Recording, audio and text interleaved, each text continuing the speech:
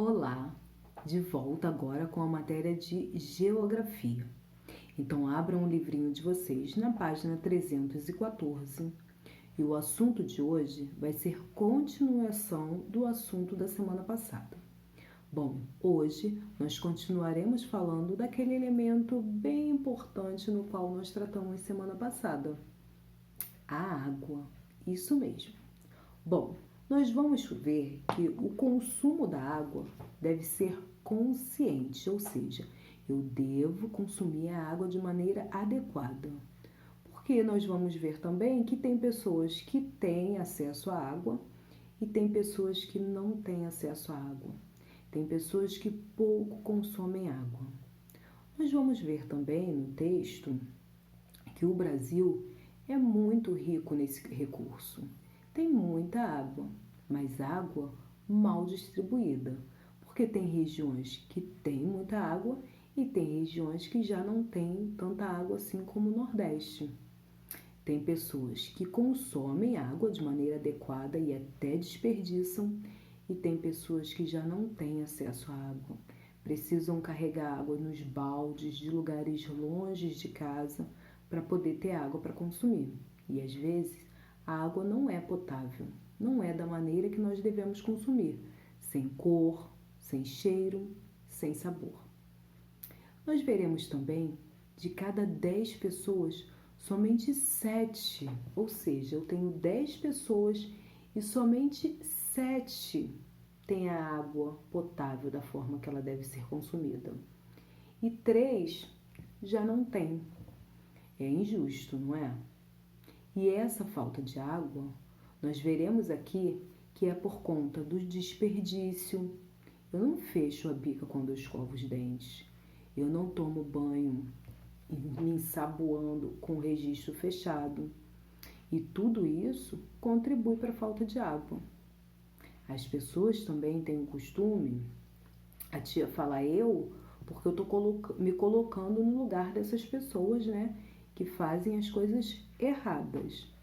Então, as pessoas também poluem as águas dos rios, que é fonte de água para a gente mesmo, não é verdade?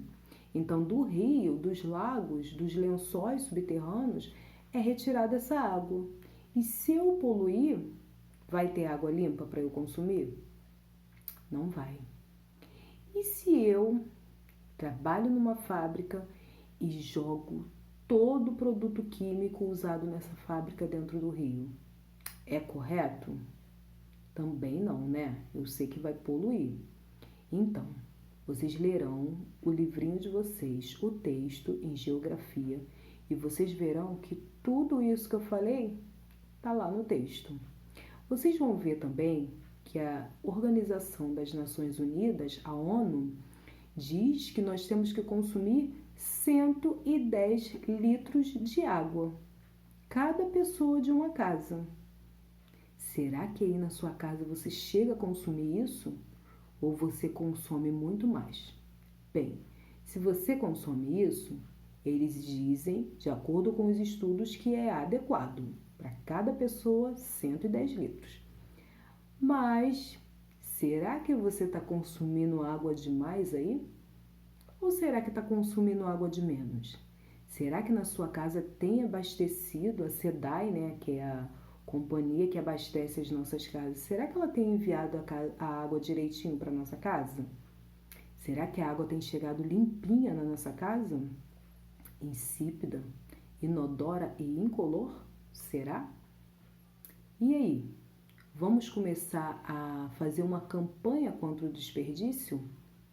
Ele colocou aí no livro uma tabelinha do consumo doméstico dessa água. Bom, nós utilizamos a água em casa, né, de várias formas. Para lavar o rosto, para dar descarga, para escovar os dentes, para tomar banho. E aí ele colocou uma tabelinha com essas atividades domésticas e quanto geralmente de água que a gente gasta nessas atividades e o tempo. Isso ele fez para mostrar o quanto a gente desperdiça. E o quanto a gente desperdiça, a outra pessoa fica sem. Então, a partir de hoje, vamos ter mais consciência do uso da água? E outra coisa também, lá no aumento, né, da falta de água, que as pessoas não têm água porque falta água, também é por conta do aumento da população. Ou seja, as pessoas aumentam, né, ficam mais numerosas, a população fica mais numerosa, e aí será que a água que contém abastece todo mundo? Então, esse aumento da população também acarreta na falta de água, provoca falta de água.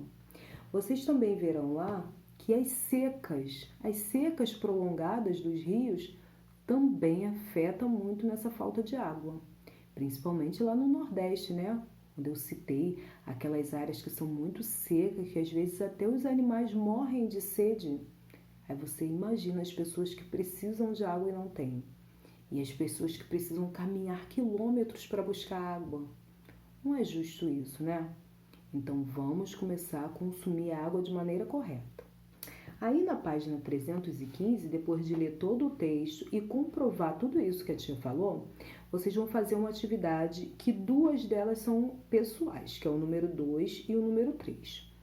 E leiam com atenção para fazer corretamente, ok? No número 1, ele pergunta assim: todas as pessoas do mundo têm acesso à água? Não tem. E aí entra aquele número que eu falei: de cada 10 pessoas, 3 não têm acesso à água, tá? Então façam corretamente o número 2. Leiam com atenção para poder compreender. A matéria de geografia, ciências também tem leitura e também tem interpretação de texto. Porque se eu não souber ler corretamente, eu não vou interpretar aquilo que eu estou lendo e não vou entender. Então, leia com atenção. Se precisar, leia de novo para poder fazer a tarefinha, ok? E falando ainda sobre a água, tem a questão da poluição, que a tia já tratou aqui nessa página. Então, a poluição dos rios, das fontes de água, também provoca muito a falta de água. E um rio que é bem conhecido, principalmente lá em São Paulo, no estado de São Paulo, é o rio Tietê. Ele na primeira imagem vem trazendo esse rio. Olha quanta gente se banhando nesse rio. Esse rio, antigamente, ele era usado para navegações, transportes, né, marítimos. Ele era usado para lazer, as pessoas tomavam banho nele. Ele era usado para pesca. Mas hoje em dia, nas imagens que mostram aí embaixo, não é mais